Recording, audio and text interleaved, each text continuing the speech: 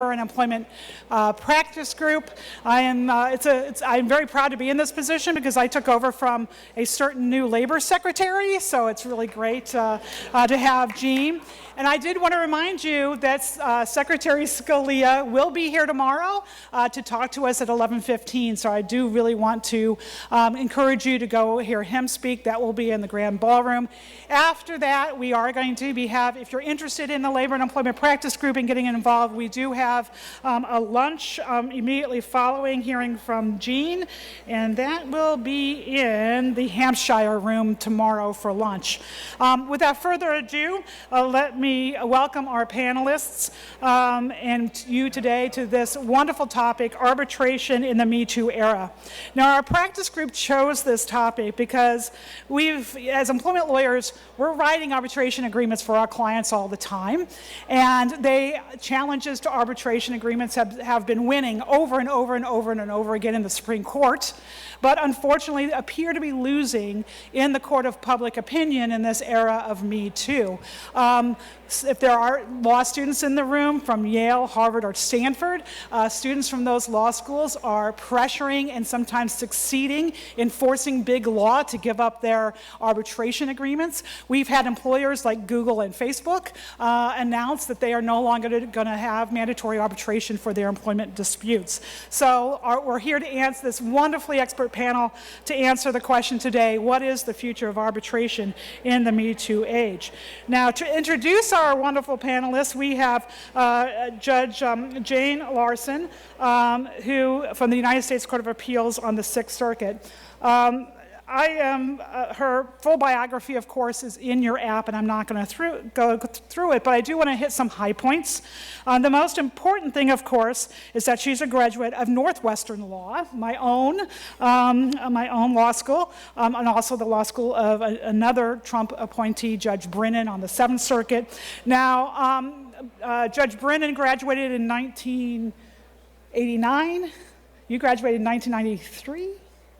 I graduated in 1990. I guess President Trump missed my class.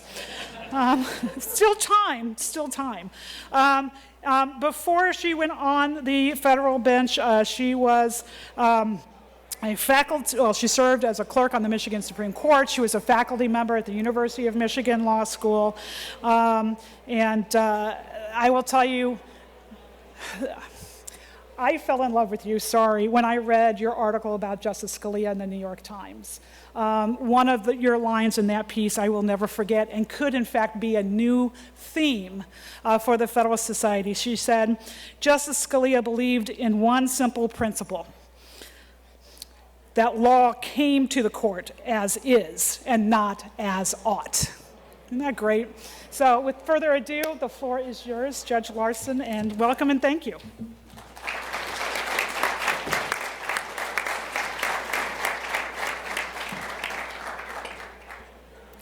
Hello, and welcome everyone to this panel on arbitration in the #MeToo era. I am told that this is an historic occasion. It is the first time that a National Lawyers Convention panel has included a hashtag in its title. So who says that people who like to hang out with the FedSoc don't keep up with the times? Actually, everybody says that, but whether it's true or not, I will leave to others to judge. We are here actually today to talk about quite an old statute. Congress adopted the Federal Arbitration Act 115 years ago, responding to a perception that courts were unduly hostile to arbitration.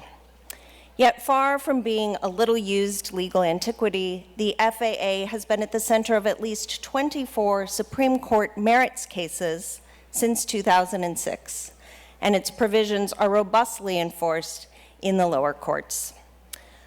Although FAA-governed arbitration clauses can arise in any number of contractual relationships, our focus today is on arbitration agreements in the employment context. Arbitration disputes in employment contracts have recently been headlining, both in our courts and in the news. In its 2017 term, the Supreme Court decided Epic Systems Corporation versus Lewis, upholding arbitration clauses that waive collection action procedures in Fair Labor Standards Act cases. The dissent in that case predicted that the under-enforcement of federal and state statutes designed to advance the well-being of vulnerable workers would be the inevitable result. In response, the House is considering legislation, the Restore Justice for Workers Act, which would render unenforceable any pre-dispute arbitration agreement that requires arbitration of a work dispute. That legislation would abrogate the holding of Epic Systems by invalidating any agreement that requires a worker to promise not to pursue, bring, join, litigate, or support any kind of joint, class, or collective claim arising from or relating to a work dispute in any forum. Quite broad legislation. But contemporary concerns about mandating arbitration for employment disputes appear to go beyond its effects on wages or benefits. The Me Too movement has also raised questions about confidentiality and non-disclosure, especially when required of victims of sexual assault or sexual harassment. In response to such concerns, law students have advocated for law firms to stop requiring summer associates to sign agreements requiring the arbitration of employee-related disputes, and that advocacy has expanded to encourage the abandonment of such agreements for all employees. Earlier this year, Harvard Law School required all firms recruiting at the law school to disclose their mandatory arbitration policies. And I am told that women's groups from 8 highly ranked law schools pledged not to accept any funds from law firms who used mandatory arbitration agreements for any of their employees. In the face of changes in culture and potential changes in the law, we are here today to discuss what the future might hold for mandatory arbitration. What are the costs of workplace arbitration, and are there benefits that are getting lost in the shuffle? With me for this discussion, we have a truly exemplary panel. You have longer bios of all of these gentlemen in your apps and in your programs, so I will be brief. In fact, they are so accomplished that if I weren't brief, our hour and a half would be over before I sat down. So I will keep it short. We have first the Honorable Paul D. Clement. Paul is a partner at the Washington, D.C. office of Kirkland & Ellis, and as you all know, served as the 43rd Solicitor General of the United States from June 2005 to June 2008. Before his confirmation as Solicitor General, he served as acting Solicitor General for nearly a year and as Principal Deputy Solicitor General for more than 3 years.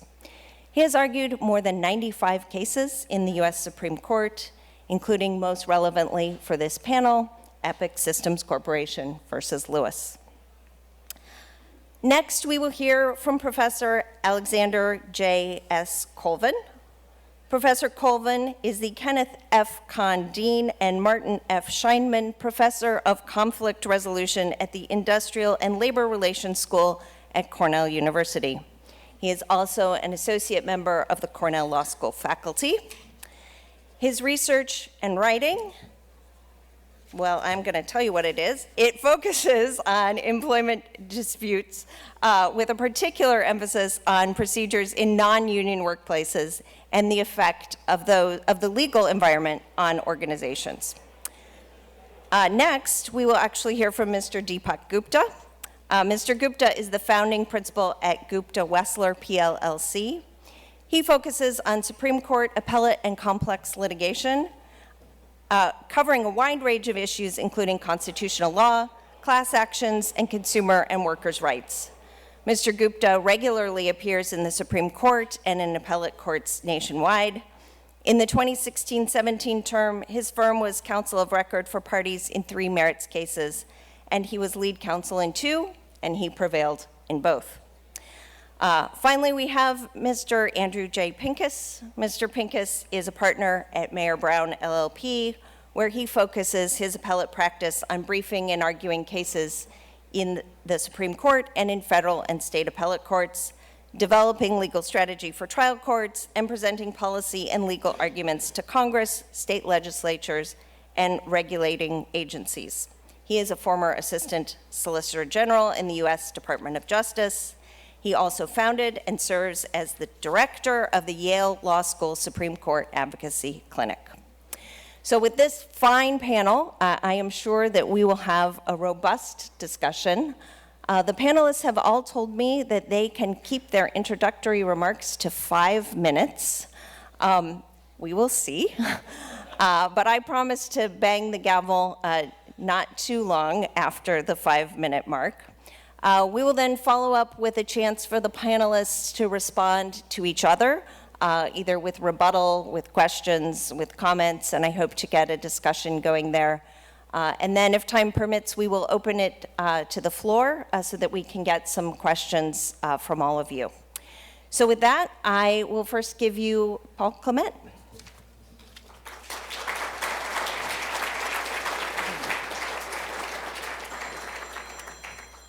Silence your cell phones on cue. No, that was great. Thank you. So thank you, Judge. It's great to be on this panel with these distinguished colleagues, and it's particularly great to have you moderate this panel for us. So thank you for doing it. Just like a Scalia clerk, to start with the statute, the FAA. You know, we could have an hour-and-a-half long discussion about arbitration without mentioning the statute, but that would just be wrong. So that's a great place to start. And I'll follow up then and just talk a little bit about kind of what the Supreme Court typically does with cases that arise under the FAA. And I am going to try to keep this quite short, and I really am going to kind of just try to set the table here, because as Tammy said in her introduction, you know, this is kind of like a tale of kind of, you know, two sort of temperaments towards arbitration. The Supreme Court seems to be very favorable to arbitration right now, but in part because of the #MeToo movement, the public perception of arbitration is a little different from, say, a majority of the court's perception. In terms of the Supreme Court and arbitration, until last term, kind of my stock description of the Supreme Court and arbitration was there were two kinds of arbitration cases in the Supreme Court.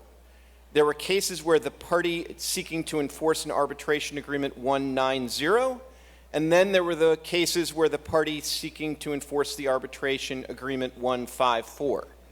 But there really weren't any cases where the party seeking to enforce the arbitration agreement actually lost.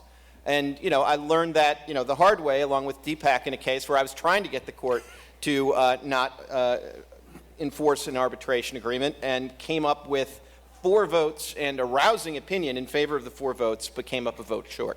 And I think that really was the story in almost all these cases. The exception was last term, where the court finally, in New Prime against Oliveira, found a case where they actually didn't accept the employer's argument for enforcing an arbitration agreement and not allowing an individual to sue.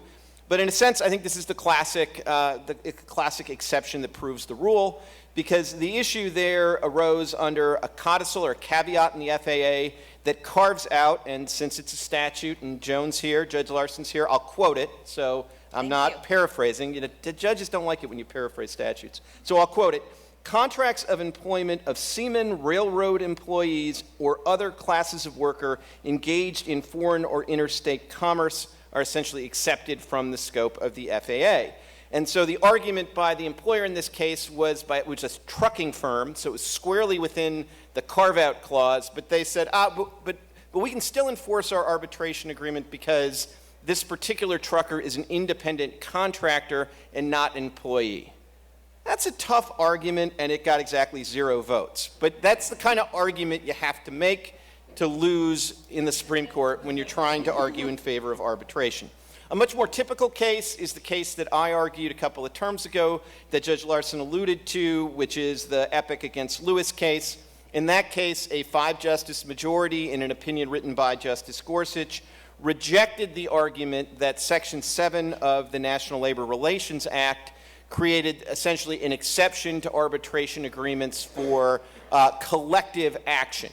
The argument in that case, which under the Obama administration the Labor Board had accepted, was that you could have employment disputes be arbitrated, but you couldn't enforce a class action waiver provision in an arbitration agreement because the NLRA gave special protection to collective action on behalf of the employees. The court, as I say, in a 5-4 decision, it rejected the board's position, accepted the argument that you could have arbitration of employment disputes and enforce the class action waiver. And the one thing I'll say about that, so I keep within a standard deviation of the 5 minutes here, is to say that probably the most striking thing about the EPIC decision was the dissenting opinion by Justice Ginsburg.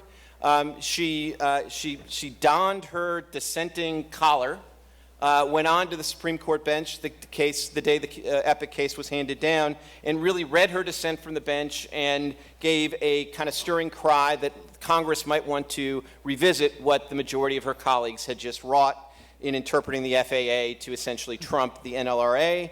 And to my mind, it was kind of reminiscent of her dissent in the Ledbetter case, which led to the Lilly-Ledbetter Act and the Fair Pay Act.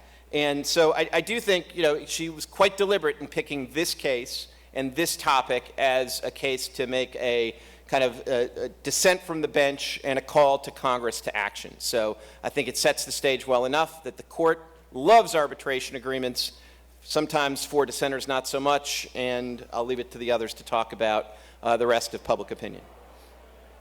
All right, thank you. Professor Colvin. Great, thanks very much.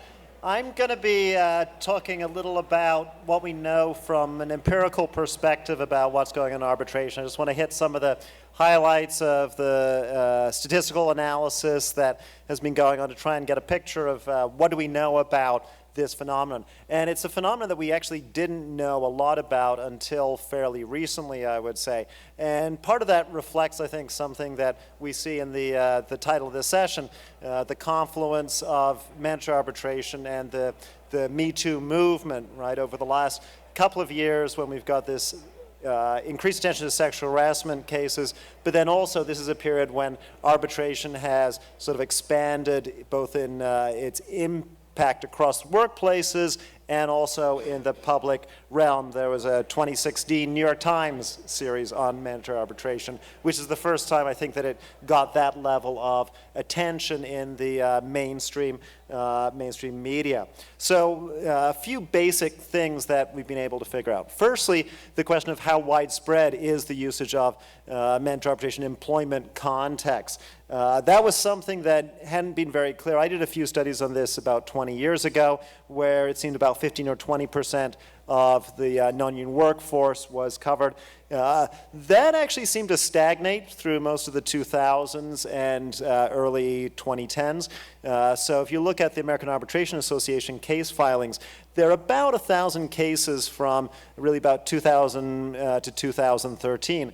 And so that suggests that there really hadn't been an increase in adoption by employers. However, if you look 2013 onwards to the present, you get a dramatic growth from about 1,000 cases a year to about 3,000 cases a year. That could be increased filing activity, but it's probably much more likely that's an increased adoption by employers. So a couple of years ago, to try and get a hard number on this, I did a nationwide survey of establishments, employer establishments, to see how widespread adoption was. And from a sample size of just over 600 employers, we found 53% had adopted mandatory arbitration for their non-union employees. Tend to be larger employers, so that's about 56% of the non-union workforce, which corresponds to about 60 million employees. We do have some evidence that larger employers are more likely. There was a separate study done trying to enumerate Fortune 100 companies that had cases enforcing arbitration, and found 66 out of 100 had enforced agreements to arbitrate. So widespread usage, most of non-union employees now, and particularly amongst larger organizations. What do we know about cases that are actually being brought in arbitration? So one of the basics process-wise is how long is it taking? Research we've found is that it takes on average about a year to a hearing. 361 days was the number that we found in a sort of long, 11-year-long sample of all the American Arbitration Association cases. That compares to litigation. The standard stats we see, federal courts about 2 years, just over 700 days on average to resolution after a hearing, 723 days in state court. So we're seeing about a sort of 2-to-1 ratio, 1 year versus 2 years to resolve. Settlement numbers, some recent research suggesting that the difference is less dramatic in settlement cases that are settled. How much is it costing? Always an interesting question, particularly if you're paying the arbitrator's fees. So if your client's paying the arbitrator fees. So we find across the American Arbitration Association cases, average of a little over $11,000 per case for cases resolved after hearings. Overall, across all cases, $6,000 per case. Most cases are settled in arbitration, and the arbitrator fees in the settled cases tend to be $4,000 to $5,000 on average. So not insubstantial for settled cases. What are the outcomes of arbitration? So this is something that's actually trickier to find out than it might seem because there's a few complicating factors, and there were some mistakes made in some of the studies in this. One classic one was mixing together individually negotiated arbitration cases and mentor arbitration cases. If you have an executive client who's negotiated as part of an executive contract with the employer arbitration, those are handled differently by the AAA, and they have very different sets of outcomes. If you mix the two together, you're going to get mixed up statistics on that. There's also some problems in some litigation studies mixing together things like putting in summary judgment cases with dispositions after trial. One of the classic mistakes on that is putting in dispositions after summary judgment, because a disposition after summary judgment is only going to be included if it's a successful summary judgment, because in the statistics they don't include it as a disposition if a summary judgment is denied. So you skew the numbers against the plaintiff success rate if you put in the summary judgment ones lumped in together. So what do we find overall? So the studies find about 20% of employees are successful in arbitration. That compares to about 36% in federal courts, 57% in state courts. If I'm representing an employer, my least favorite place to be should be state court, in the middle on federal court, and I'm better off in arbitration. The same pattern holds in damages. So median damages in arbitration, about $36,000, half the cases larger, half the cases lower, $150,000 in federal courts, close to $300,000 in California state courts. So California state courts are probably where you'd least like to be if you're representing an employer. One of the big questions around arbitration is accessibility. There are some arguments that it'll increase accessibility. We're not actually seeing that in the data. So the couple of stats that are relevant. We see about 3,000 cases a year filed in the American Arbitration Association. We've got some survey data indicating that about half of all arbitrations are through the AAA. That suggests around 6,000 cases totally filed in the country. In litigation, it's not as clear because you have to aggregate across state courts. Probably 75 to 100,000 cases filed per year in litigation in the courts. So if you think about equal number of employees under mentor arbitration, non mentor arbitration, it looks like about a 10-to-1 difference in terms of the filing rate, which is supported by some of the surveys that we've done looking at plaintiff attorneys who tend to view the damages they can get in arbitration as making it not worth them bringing cases unless they're really strong cases, right? Now, there's two different implications of that from policy versus practice. The policy argument around, does this suggest arbitration is problematic because it's reducing access? From a practice standpoint, if I was an employer counsel, this suggests that I'm doing something economically rational in advising my clients to use mentor arbitration agreements, right?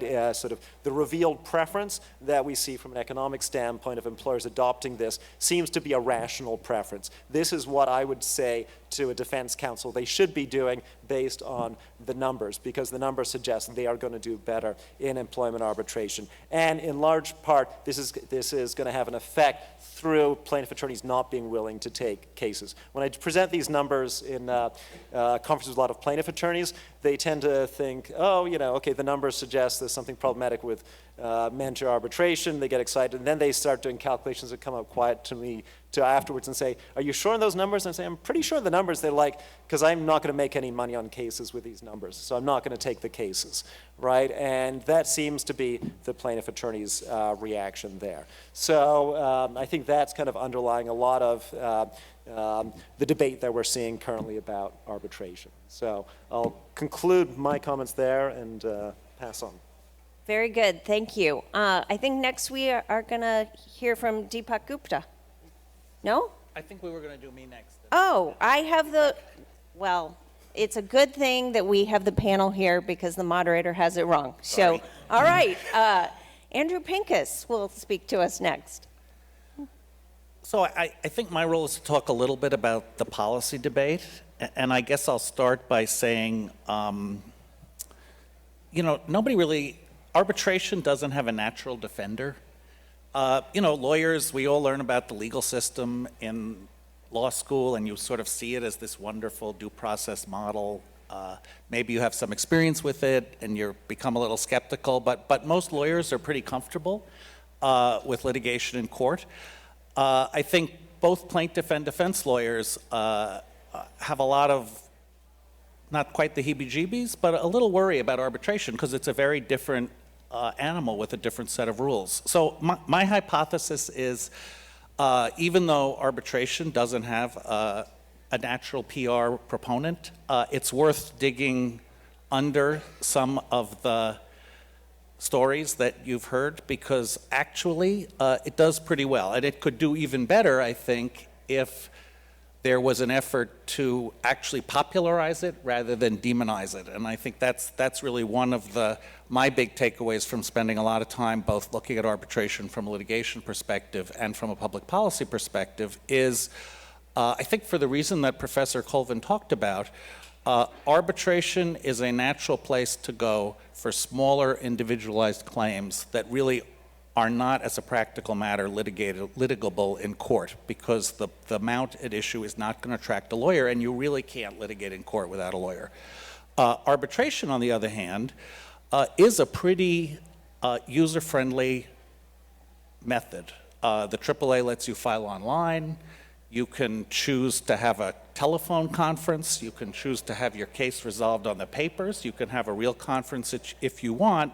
But in terms of empowering people to pursue their own claims when they're maybe not attractive to the legal system, it's a pretty powerful device. And so my sort of starting point is, much as lawyers love litigation, we should recognize that it has its flaws and that there may be, for large quantities of claims, a better way to resolve disputes. And I think that's what arbitration does.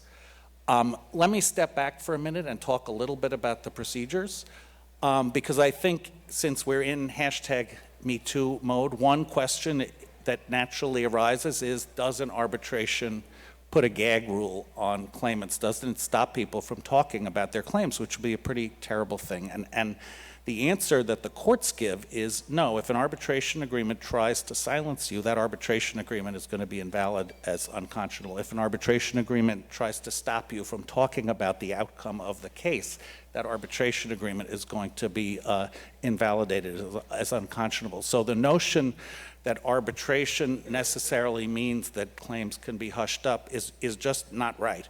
It is possible that some of the executive agreements that Professor Colvin referred to, maybe in that unique situation where you have someone who has access to high-level company information, a clause might be enforced. But for the kind of arbitration agreements we're talking about here, which is really general agreements that cover wide ranges of employees, the courts just won't allow it.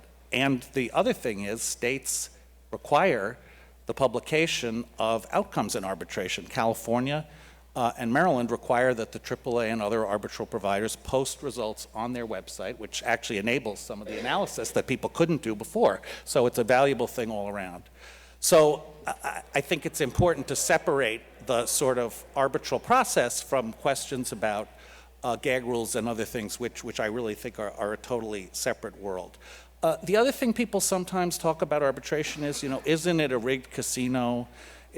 aren't there these arbitration agreements that require you to waive punitive damages or impose very short statutes of limitations, or basically say the company's general counsel will either be the arbiter or pick the arbiter?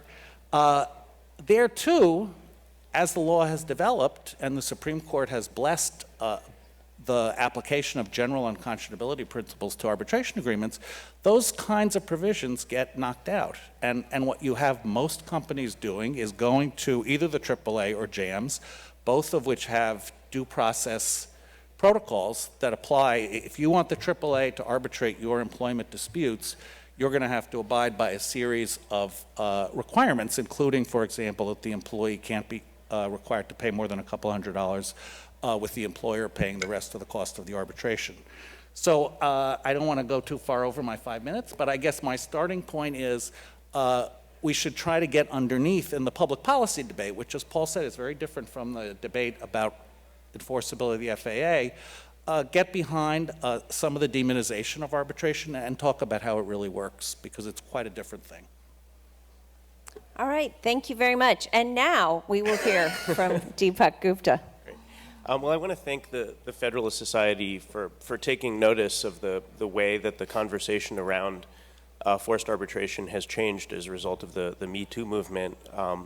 It's an important conversation to have, and I want to thank Judge Larson for moderating the panel and from saving this from being what the kids call a manel, because that wouldn't be a great look, I think, when you're talking about the Me Too movement in particular.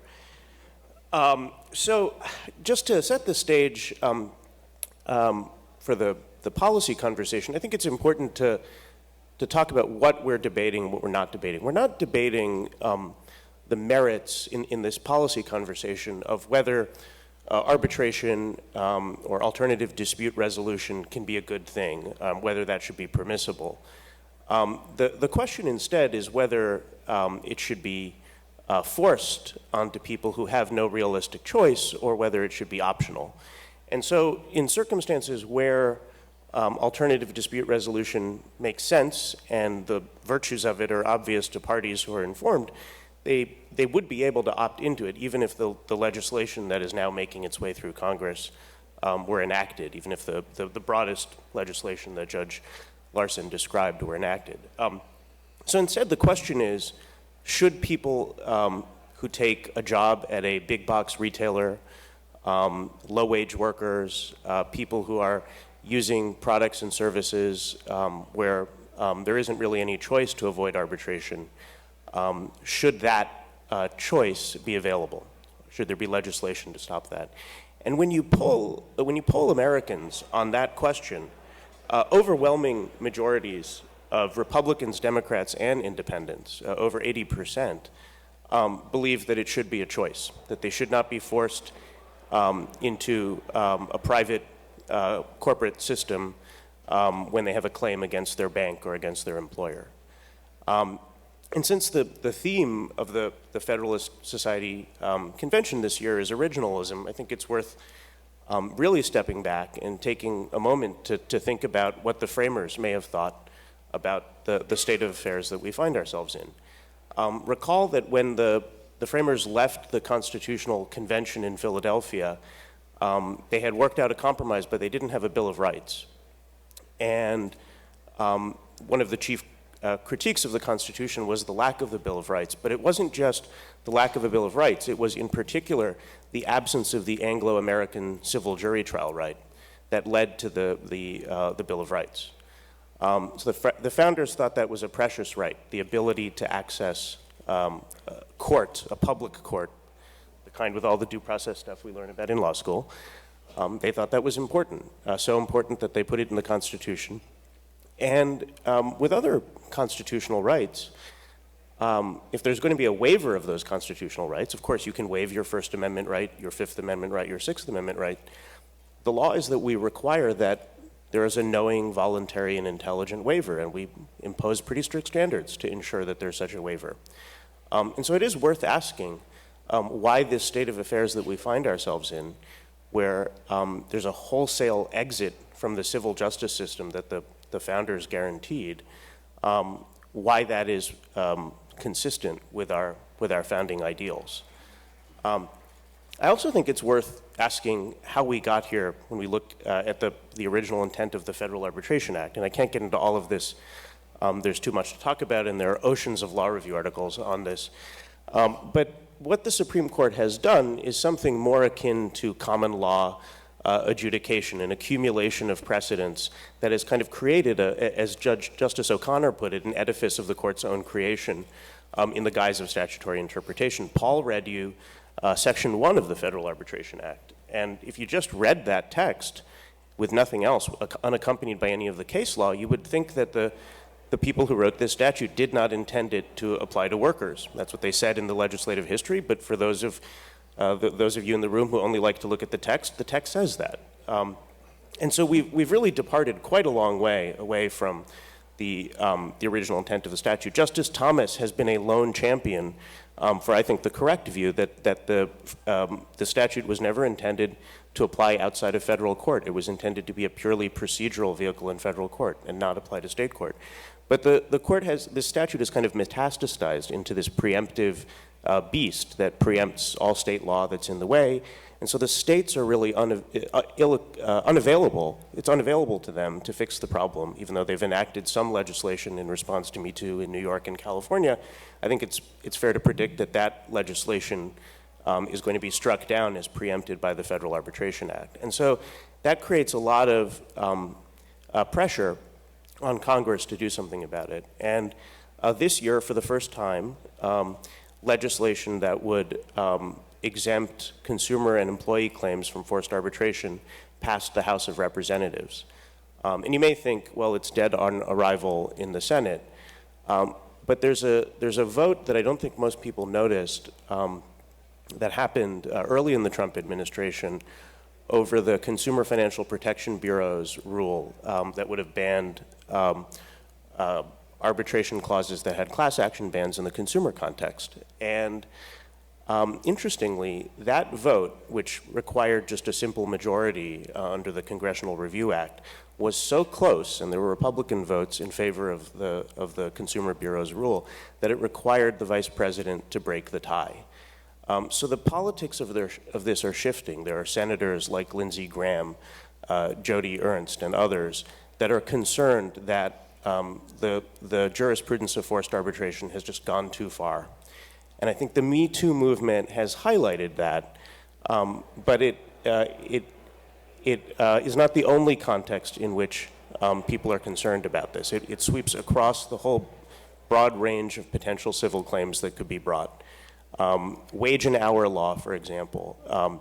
If a legislature passes a wage and hour law and gives a private right of action, and the only way of meaningfully enforcing that law is through class litigation, which it is. It's just not sensible to litigate or bring those claims on an individual basis.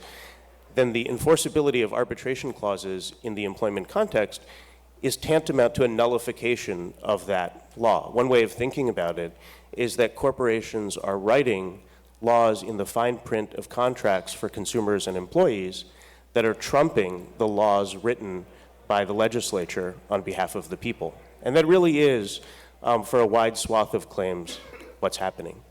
So to put that all together, forced arbitration is inconsistent with our shared constitutional values, our founding ideals. The way it operates now is inconsistent with the original intent of the people who wrote the Federal Arbitration Act. It has the effect of nullifying legislation enacted by the legislatures. And it ends up killing claims. It ends up, we like to think that it's going to this other place with arbitrators deciding the cases. But for the classable claims, for the claims that only exist if they can be classable, the claims just die altogether. And the best evidence of that is the Consumer Financial Protection Bureau's study, which looked at the American Arbitration Association to see all of the claims within their jurisdiction. And they found that over a 2-year period, the number of consumers, and I realize we're talking about workers, but I think a similar thing happens for workers' claims that are classable. The number of consumers that achieved affirmative relief on claims of $1,000 or less, guess how many it was? It wasn't 400,000 people or 40,000 people or 400 people. It was 4 people. 4 people got relief. So it's not a better, cheaper, faster system to which the claims go. It's just the primary effect is to kill claims altogether. And I commend, for those of you who are interested in this, Brian Fitzpatrick's new book, The Conservative Case for Class Actions, which was written in response to the Supreme Court's arbitration jurisprudence and makes an argument from conservative principles that this jurisprudence has gone too far and that we should all, conservatives and liberals, be concerned about where this has gone. All right, thank you. I see Andy over there scribbling notes, which is good. That suggests that we're going to have some back and forth here. People have some things to say. So I guess we don't have a particular order in which to do a rebuttal. We can go in reverse order back, or Paul, if you want to start, or I think Andy is dying. yeah, I think so too. Dying. So let's yeah. so let's let him go first, and we'll work our way around the table this way. Thank you. I don't want to lose control. So I really think it's worth stepping back from the judicial system versus arbitration. This is about how are we going to resolve people's disputes. I mean, it's wonderful to talk about the Seventh Amendment and the jury right. How many people actually get to the place where they have a jury trial in federal court? An infinitesimal number.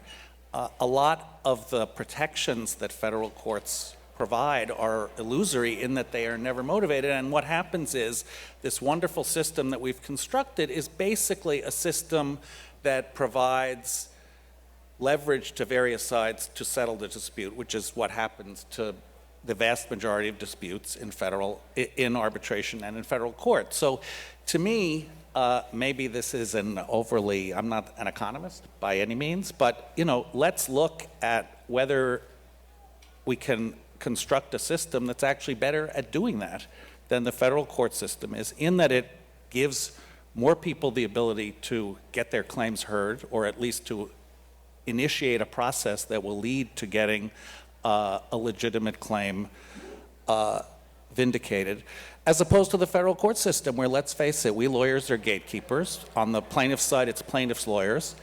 They're understandably want to earn a living, and so they're looking at what kinds of cases are going to earn them the most living, and those may be a very small slice of cases that real people care about. I mean, one of the things that we did in connection with thinking about the Consumer Financial Protection Bureau rule that Deepak mentioned was to say, what kinds of claims do consumers care about? And the CFPB actually set up a public database. So we took a random sample of the claims that actual consumers had put into a database, and it won't surprise you to learn that most of them were not the kinds of claims that you see in class actions. They were about my bill, my interest rate, my credit report, and wanting to get things corrected. And those are the archetypal kinds of claims that are never, ever, ever going to get into court. So to me, the question is, how do we look at systems in terms of providing the most justice for the most people? And what happens in arbitration, again, it's largely still a system for creating incentives on both sides for settlement. But the incentives are very different starting at the beginning. As I said, in both the consumer and the employment context, the company has to pay the lion's share of the fees. And right up front, the company has to pay about $1,000 or some odd fee to get the arbitration started. The AAA and JAMS and sort of the conventional arbitration providers limit the fees that have to be paid. So if you're a company and someone comes to you and says, we have a beef, we're going to file an arbitration, it's sort of a no-brainer to say that the arbitration system that the company has agreed to gives that employee or that consumer significant leverage to get a settlement before the arbitration is even started. And in fact, this is what happened. I argued a case called AT&T against Concepcion that dealt with the question of class waivers in the consumer context. And AT&T decided that what it wanted to do was to construct a dispute resolution system that paid less money to lawyers, including Mayor Brown, and used more of the money to settle disputes with its customers so they would be happy and actually stay as customers, which is what most companies want. So they constructed a system that said, for small claims, now up to claims under $75,000, we, AT&T, will pay all the fees, as long as the claim isn't Rule 11 frivolous. Come to us first. There's a mediation step. Come to us first. We will give you a settlement offer. That may make you happy. If you decide to go to arbitration, we will pay the fees. If in arbitration you get a penny more than what we offered you in settlement, we will give you a minimum payment of $10,000, pay double your attorney's fees, and pay all of your expert costs. What's the purpose of that? The purpose of that is to give AT&T, self-inflicted, an incentive to say, we are going to settle all but the most crazy claims, because that's a good system that makes our customers happy, and takes all the money that we would spend defending class actions, playing law firms, like probably many of the people in this room, and puts it into resolving claims with our customers. So when Justice Scalia, who I sort of trust on the meaning of the FAA, wrote the opinion for the court in Concepcion, he said, quoting some findings of the lower courts, that there was no doubt that AT&T's system provided quicker, surer relief for injured consumers than the class action system. And that's what AT&T tried to construct. I think it's a very important and viable system. And even Justice Kagan, in writing the dissent that Paul likes in the Amex case, said we don't need class actions to vindicate small claims. There are lots of other ways to do it, and one way to do it in the arbitration system is to say, if you're a lawyer, you can say, I want to represent all of a company's customers or employees on some claim, set up a website in today's world where people can sign you up, and you then have the ability to file claims that will inflict a lot of economic pain on the company. And probably, if the claim is legitimate, bring the company to the table. But there's a big difference between arbitration and class actions. If the company thinks it's right, it doesn't have to roll the dice on some gigantic verdict in order to get a merits decision. It can say, you know what, we're going to arbitrate the first claim and see what happens, and maybe the second and the third. And if the company starts to lose, my guess is it'll start to settle all those cases. And if the company starts to win, maybe the lawyer will say, maybe these cases aren't worth too much. But unlike the court system, where class action settlements virtually never turn on underlying merits, right? Because it's all about motions to dismiss and class certification. At least you have a system that gets somebody to look at the underlying merits of the claim, which I think is really important. I'd say a lot more things, but I'll yield for the moment. All right, thank you. Professor Colvin, do you have some remarks? Maybe just on this, on the accessibility question, because I think that is the best policy argument in favor of arbitration, right, is that if a system could provide greater accessibility to justice and get to merits of claims, right, I think that is a strong argument. I think from the empirical standpoint, when we look at, we don't see that yet in the current system, right? And so I think that's one of the tensions here, right? We see fewer claims than we would expect if there are great accessibility. It's, a tenth or so of the numbers we'd expect to see. Which in one sense, helps explain why it's been adopted. I mean, one thing I find when you talk to the executives who are considering their counsel's advice to adopt mandatory arbitration, one of the worries is it's going to produce a flood of claims, right? The flood of claims argument, I think, is one of the barriers to adopting it. But I think they've been convinced there aren't a flood of claims because we don't see the flood of claims. And it's, the question is sort of what's going on there. One stat that may suggest something there is we don't actually see a lot of self-represented people. It's just under a quarter of the people in arbitration, similarly to litigation, are self-represented. They do terribly like they do in litigation. Self-represented people do terribly in all legal forums. It's one of those easy wins if you're an empirical researcher. Self-represented people always, you find that effect. Claims, not a lot of smaller claims. 3/4 of the claims are over $60,000. So we don't actually see a lot of the smaller claims. And I think part of that is the inability to get lawyers to represent people bringing claims. That's going on there. There's also a bit of an issue, which we haven't really touched as much on yet, but I think there has been a growing complexity of arbitration.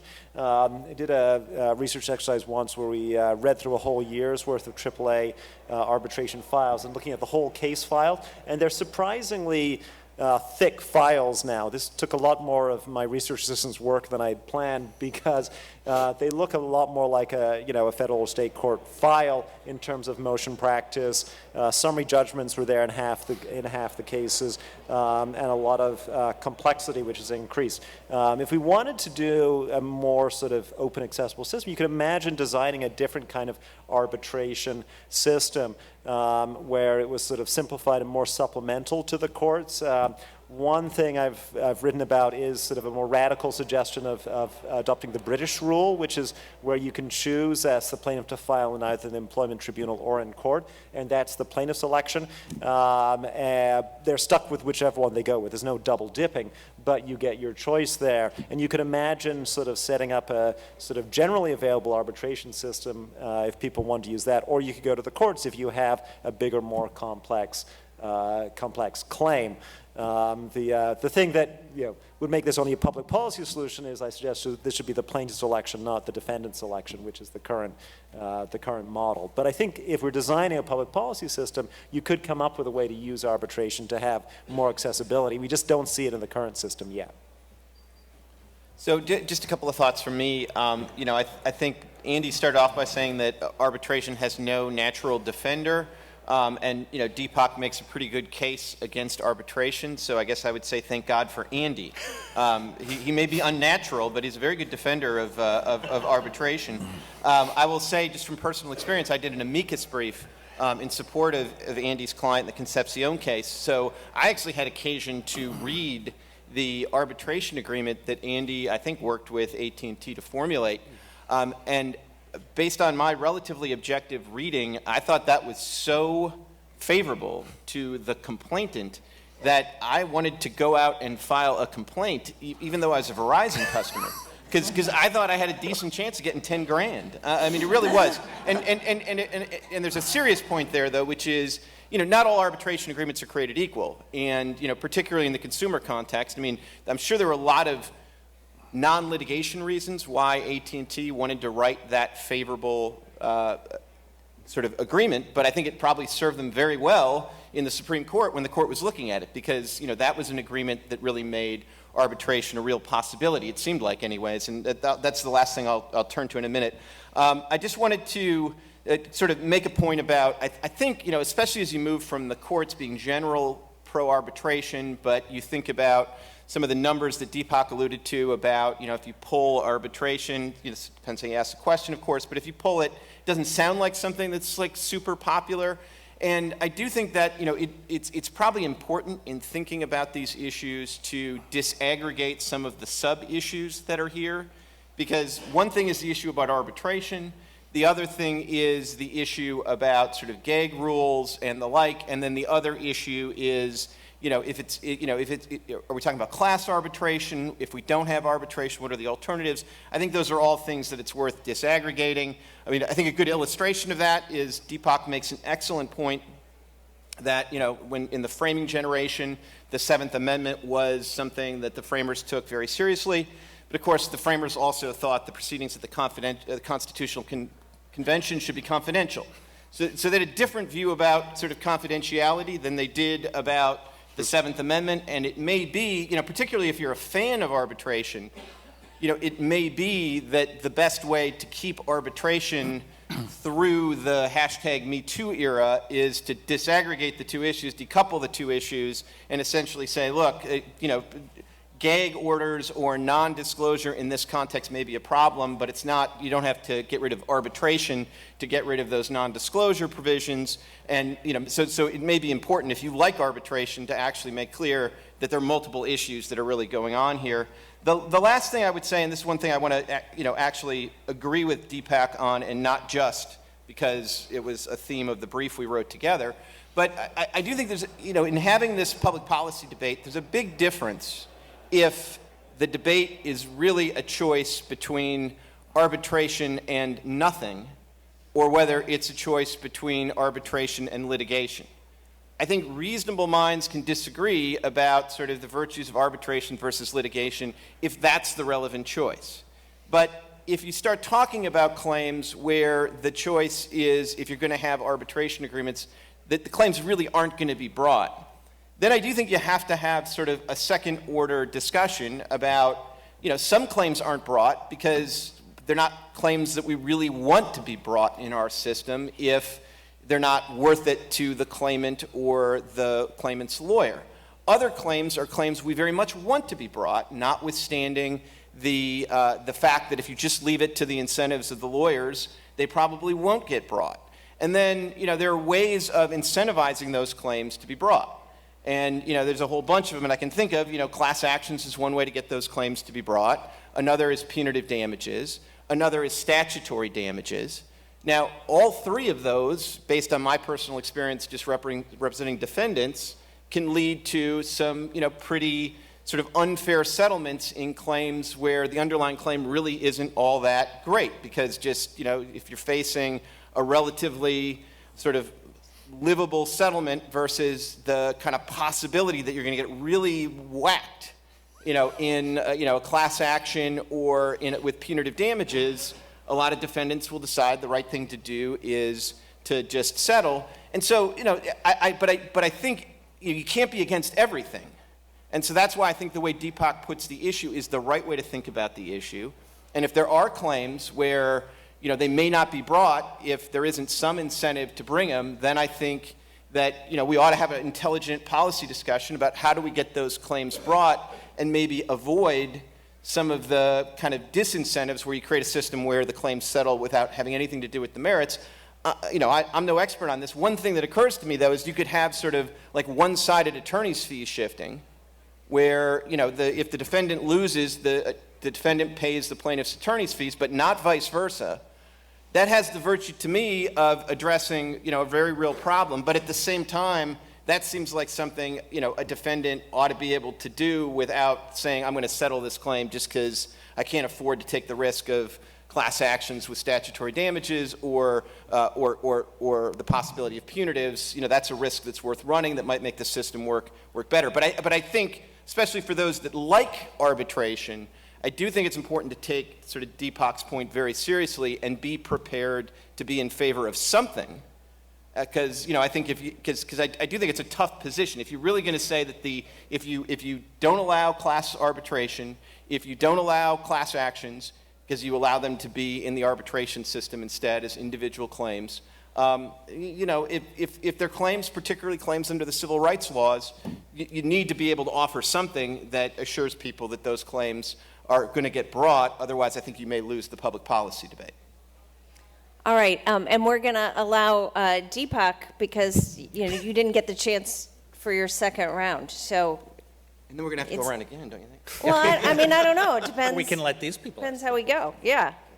Well, I'm really I'm glad to see that this discussion has already generated some agreement, and I think that you see why Paul is such a great advocate. He takes apart the problem, and I think he's right to disaggregate the problem. It's hard to talk about this as a one-size-fits-all solution, and I think there is a very active debate going on about the world where it's arbitration, where arbitration is really killing claims, where nothing is left as a result of an enforceable arbitration clause. And I think Paul's right. That is increasingly difficult to defend.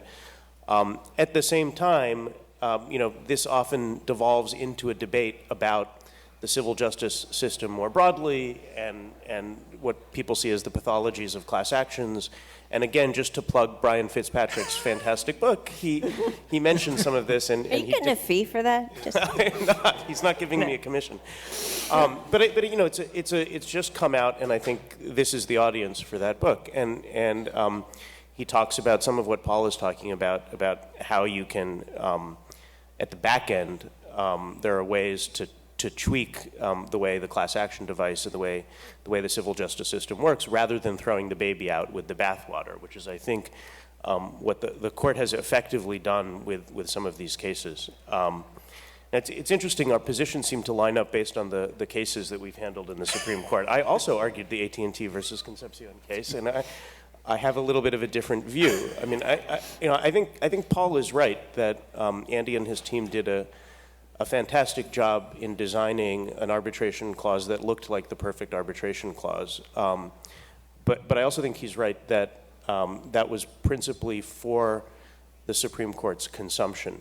The dialogue, when you're writing these clauses, is not between the corporation and the worker or the consumer. The dialogue is between the corporation writing the clauses and the courts that are going to decide whether those clauses are enforceable. And the Supreme Court in the Concepcion case made much of the features of the clause in the facts section, but the reasoning of the decision sweeps much more broadly than that. And what it then gives a green light for corporations to do is to design clauses that are much worse and are nevertheless rendered enforceable. And so it's the shadiest industries, industries like the payday lending industry, that have the highest prevalence of arbitration clauses, where they have business models that are illegal and they depend on exiting the civil justice system in order to make this happen.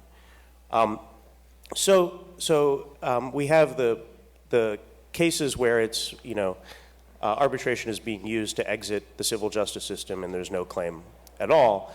And then there's also a conversation about individual claims where people really do have the wherewithal to go to court for those individual claims and they want to. And I think what the Me Too movement has teed up is a really serious conversation that we should all ask ourselves. Do we really think it is okay that somebody who has been a victim of sexual assault, for example, cannot bring that claim to a public proceeding in court and exercise all of the rights that people, I think, take for granted? And that is, I think it's a very difficult position to defend, the idea that those people should not even have the choice to go to court for those claims. And that, I think we're going to see the politics of that shifting. I think that that's an area where people on the left and the right can agree, and I think we're going to see legislation about that. I'll just, and I hope I'm not going too far over my time, I just want to give one anecdote of a case that I learned about recently. A woman, her name is Lily, and she doesn't use the last name to protect her identity, went to a massage parlor. It's a chain of massage parlors called Massage Envy, and she was sexually assaulted there. And she did all the things that you're supposed to do to try to address the problem. She reported it to the police. She tried to exercise her rights. And to add insult to injury, the company was still charging her for her membership to this company. And it's like a gym membership. So she tried to cancel, and she couldn't cancel. And we've all had that experience, sometimes really hard to cancel services. And they told her the only way to cancel is download the app to your phone and you can cancel the membership. So she did that. And when she downloaded the app and canceled, which she was able to do, she also unknowingly agreed to a forced arbitration clause that precluded her from going to court to vindicate her claim arising out of that sexual assault. Now, I think I can tell that story to this room and to the American Constitution Society and to a lot of rooms, and I heard people, you react viscerally to that. So I think that is why I think I'm optimistic that there's going to be some change as a result of the Me Too movement, at least in this area. Okay, any further response from our panelists to each other about? I mean, I could talk about this all day, but. So one question that I had for you, Andy, is tying it back to what we see coming out of the law schools, and we see the law schools demanding that that the law firms, if they're going to recruit on campus, that they not engage in mandatory arbitration, either for summer associates or for associates more broadly. What you say suggests that those concerns, which I think arise a lot out of the confidentiality concerns, are really illusory because courts will strike them down anyway. If that's true, I guess I'm wondering, why are the students agitating? So it could be they're misinformed, it could be their professors are telling them arbitration is just bad in general, so you should just be mad about it. Or it could be that there's something real to the claim that they're trying to vindicate. So I'd like to hear what your thoughts are about that. Well, I think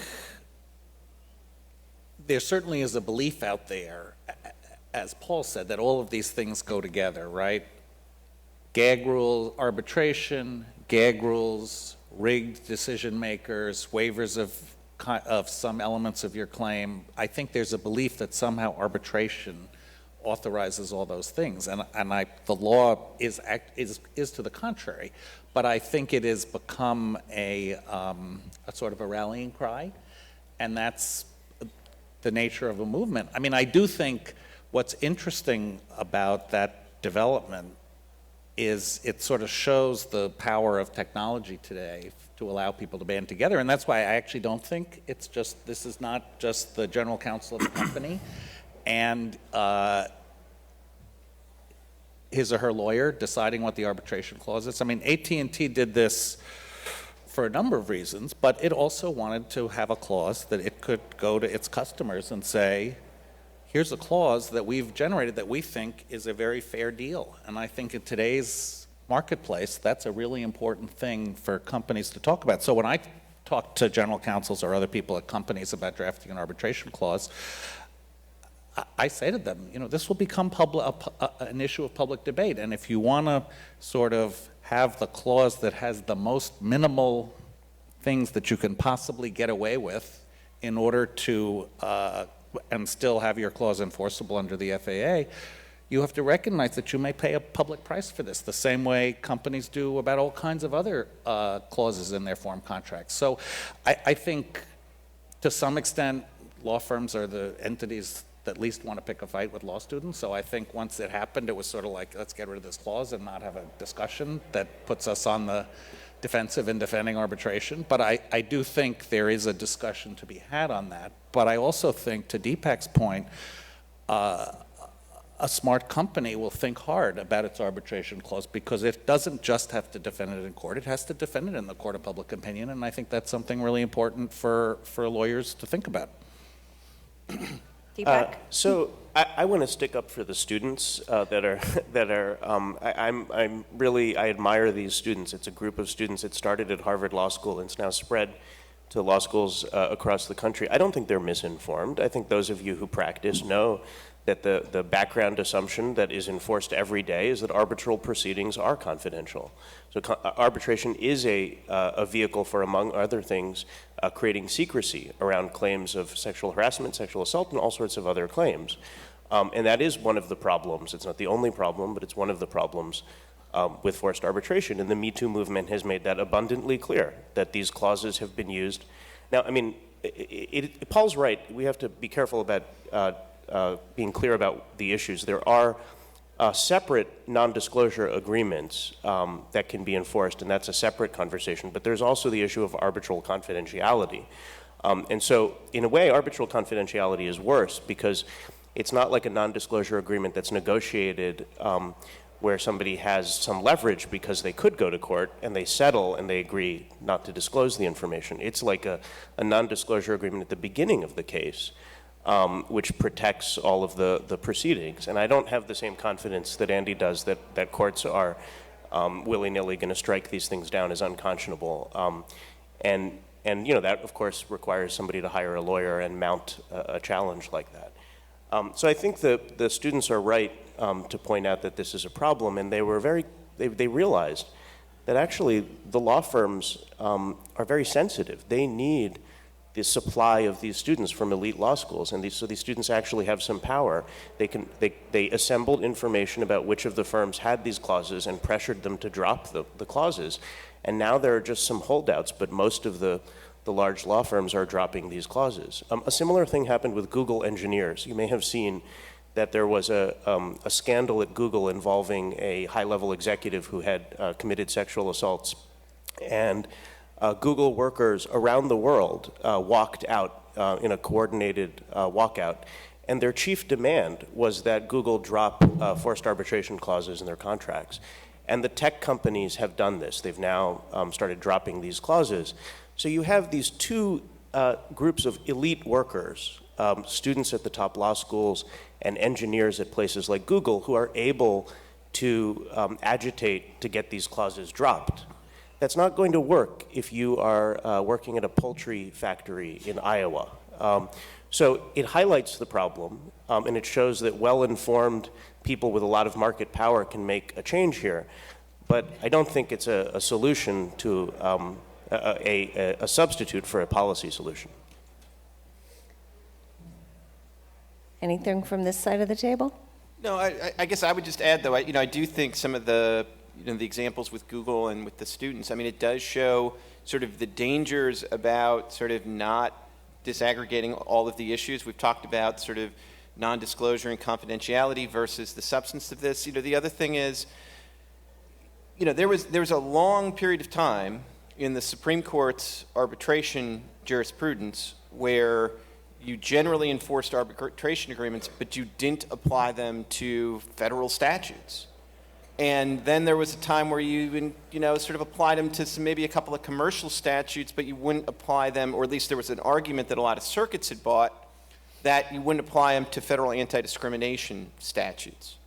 And by the time it was all said and done, the Supreme Court made clear, no, there's no exception for federal statutes, and unless the federal statute is expressly clear and basically says this trumps the FAA, then you don't have an exception for even federal anti-discrimination statutes. And in a weird way, I think some of the pressure that's being brought to bear is almost a product of the fact that the Supreme Court went all the way to say that, yes, the pro-arbitration policy applies even in the context of federal anti-discrimination statutes. And I sort of wonder, if it might be prudent for some employers to proactively sort of, overrule Gilmer and whatever the other couple of cases that said that, the FAA applies to anti-discrimination statutes. Because I think if you took the anti-discrimination statutes essentially off the table and said, no, they're different. I mean, everybody's got their own hierarchy of federal statutes that, both from what they think are important to enforce, but also from a PR perspective would be problematic to say aren't going to be enforced in court. But I do think this debate would be a little bit different if you basically said, oh, no, like we would never, we carve out Title VII from our arbitration agreements because just as a policy matter, we don't, the Supreme Court says we can have them extend that far, but we don't want to. I think that would definitely change the policy debate. It's my sense, anyways. Professor Colvin, anything? I agree with that last point that I think it would change the debate. There is something different about, I think, Title VII and the sexual harassment cases. I mean, I think one of the interesting political moments a few years ago was the Franken Amendment to the Defense Appropriations Bill that barred defense contractors from requiring arbitration, from enforcing arbitration clauses in sexual harassment, sexual assault, gender discrimination cases. It didn't extend further, but it actually got through Congress. It got support from, I believe, all female Republican senators supported that bill. And so it was interesting, the saliency of the kind of Me Too related claims, which I do think have a different saliency than your routine wage and hour claim.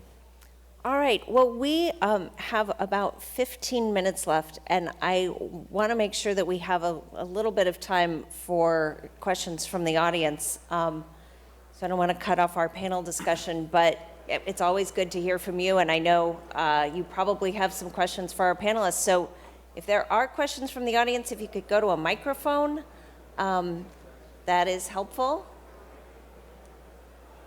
Although I don't know if people are moving to a microphone or just leaving the room. Okay. They're like, oh, good, I can get up now and stretch my legs. And this is probably directed at Professor Colvin. As we discussed beforehand, arbitration has been a central part of every collective bargaining agreement since when? Decades and decades and decades. And has never brought up this negative reaction to arbitration and seems to have worked within the union management context. And Professor Colvin or others, where does the union arbitration processes play into this discussion, if at all? Yeah, I think it's a great point because it does show that it's not arbitration per se that is the concern here. I mean, labor arbitration is remarkably stable in over a period of time when unionization's declined, the nature of collective bargaining has shifted, that the labor arbitration system essentially has stayed the same for over a half century. It's almost 100% of agreements include labor arbitration. It's a robust thing. Why is that? I mean, I think it's a couple of characteristics, right? One, it's genuinely bilaterally negotiated and bilaterally administered. I think that's fundamental to why it's successful. I think, the fact that the alternative is industrial conflict, right? The alternative, if you think back to the days of sort of Britain of the 60s and 70s of kind of wildcat strikes all the time, right? That's something that has been a powerful argument for arbitration. I think it's also the case that it's because it's part of an integrated system in the workplace, grievance procedures, and then you get to arbitration. So it is fundamentally kind of a different system design, but I mean, it shows that you can design systems involving arbitration that can be effective in the workplace. For all the concerns about forced arbitration, right? That doesn't mean that the litigation system is a good system for routine employment cases, right? I think it's an excellent system for certain kinds of civil rights cases. But for routine employment cases, we do have a fundamental problem that the amount in dispute is often not enough for a really complex system.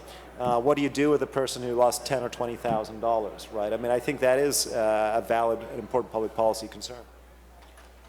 I think this just quickly reinforces the first point that I made, which is the debate is not about, whether arbitration in the abstract can be useful, can be a good thing. Of course, it can be, if it's chosen by the parties and really negotiated, as it is in the labor context, or it is when two oil companies decide they want to resolve their disputes through arbitration rather than litigation. So, I think it's just a completely different beast from a situation where nobody has any real choice and they're being foisted out of the civil justice system against their will and without their knowledge.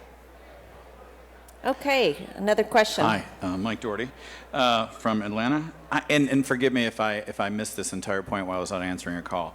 But last year there was a fantastic a panel about how few cases get to court, and the general public doesn't understand this, and what they really are driven for is to be heard by a jury of their peers. So when you are starting a job and wanting money to survive, and somehow sort of will say anything, and it's Google, or a big law firm, and so you're supposed to sign that to get the job, that's not the really right time for the battle for arbitration, and then you're thrust in later, and I think that's a sort of a proactive vigilante, like, no, I want to be in front of my peers, and I don't know the law, and I've never had this experience, so that's where I think the problem is, and I don't know if you address that or not, but I think that's sort of the core of the American public wants to be heard by their peers, not ground down by some sort of mountain climb of litigation process, whether it's in court or arbitration. Well, the question is, what do you think about that? I mean, as I said, this may have been when you were on the phone. I think part of the problem that we have here is, we don't have a great litigation system that works for the kinds of people that you're talking about. And so, one question is there a way to do something better? Because the civil litigation system is a very, very flawed beast, whether it's for the individual claims that really never get in the door, or even for the claims that get in the door that are mostly not, if they're big, as Paul said, they're not really going to be resolved by anybody looking at them on the merits, let alone a jury. You don't even get a judge looking at them on the merits in any way, and that's I think it's just a very significant problem with the way the system works. And we could have a much longer panel on whether there would be ways to change that system to make it more merits-based. But that requires lawyers. We've constructed a system that if you had infinite money and infinite time would get so many facts on the table, and you probably would get to a very reasonable result. The problem is no one has infinite money and infinite time. Or attention. And lawyers have been, or judges and lawyers who construct the system have been very unwilling to tolerate shortcuts that, yeah, sure, in some case might not yield the sort of maximally rational result, but in the range of cases might, and that's a really different discussion about how to structure dispute resolution. Probably a great thing for next year. Thank you. Sorry if I made you repeat yourself, but to me it's like vigilante employee pitchforks. Thank you.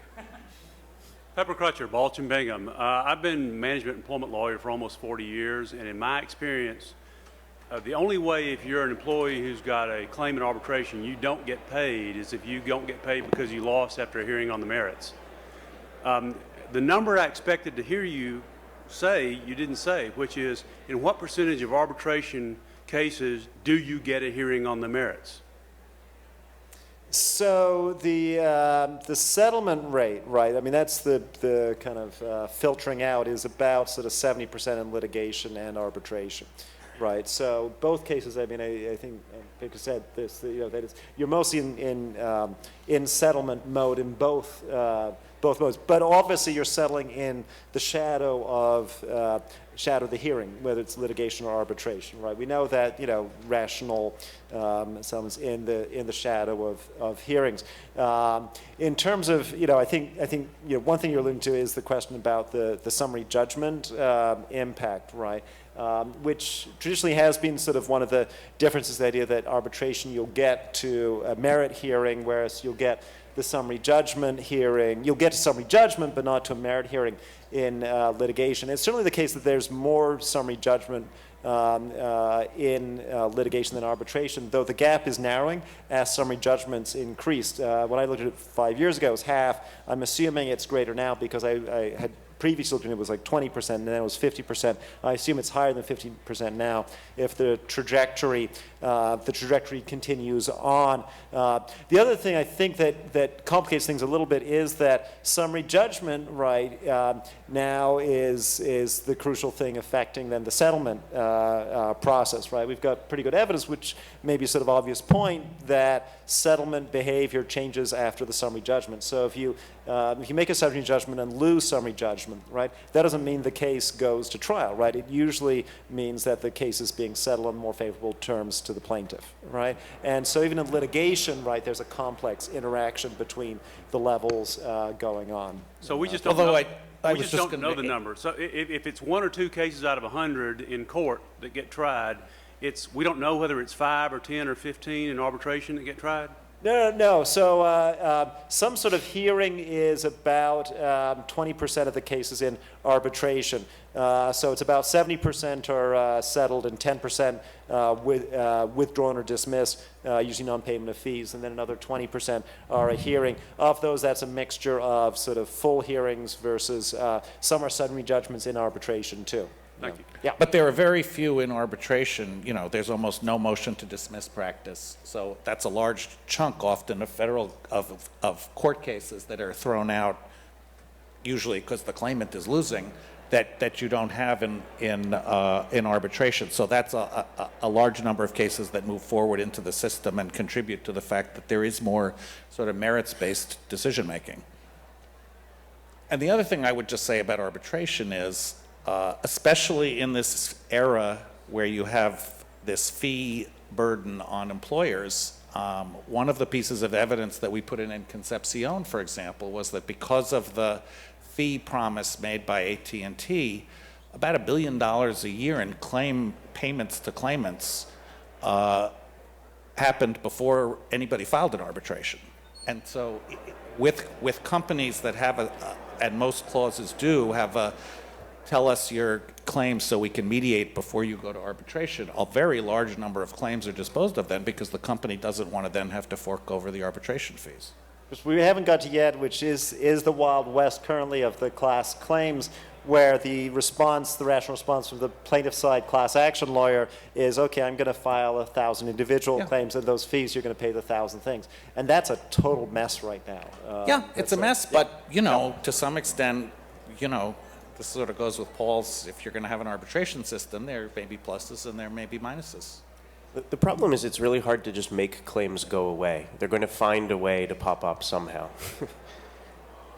All right, this is probably our last question.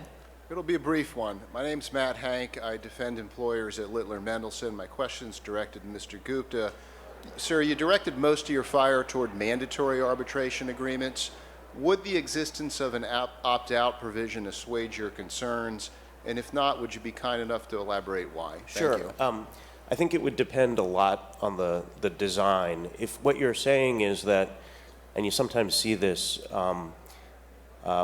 Particularly, you saw clauses that were drafted in order to try to address procedural unconscionability arguments, where the consumer, for example, I haven't seen this as much in the employment context, but the consumer would have a certain number of days to opt out of the arbitration clause at the beginning, after the contract is signed. And what you would expect to find is what you find, which is virtually nobody does that. And that's because at the time someone's entering into a contract or they're taking a job, dispute resolution is not really salient to them. They're thinking about, how much does this thing cost? How much am I going to get paid for my job? What are the terms of my job? They're not thinking about what is going to happen if I'm, sexually harassed or discriminated against or whatever. And so I don't think that's really an answer. But I do think if what you mean is, you could have a system where people can opt in at the time of a dispute or choose to go to court, I'm perfectly fine with that. And that's the point I made at the very outset, which is, I don't think there's really a real policy debate about whether arbitration should be available as an option. It can be a great option in many cases. It's just that people should have the choice. Yeah, and from the company's perspective, obviously, if part of the sort of rationale of taking on the burden of paying fees, and there will be more claims, you're certainly opening the door to more claims, what you're doing is trying to take the litigation costs, the defense costs you'd incur in the civil justice, in the court system, and use that as the way you're going to pay for the additional burdens you have in arbitration. So if the answer is you have both, most companies that I know would say, if you're going to tell me that I have to allow a choice, I'm not going to have an arbitration system, because that sort of means I'm going to pay twice. So that's unfortunately that the reality is it's a sort of a false choice. So what I hear overall is that everyone is in agreement that we need some kind of cheaper, faster, easier civil dispute resolution system, and none of us in this room have quite been able to come up with it yet. But hopefully the members of the Labor and Employment group here and others on the panel can put their heads together, come up with that utopian solution. We've had a lot of really great discussion here today. I thank all of our panelists for being here, and thank the audience for your questions and your attention. And I think with that, we are adjourned.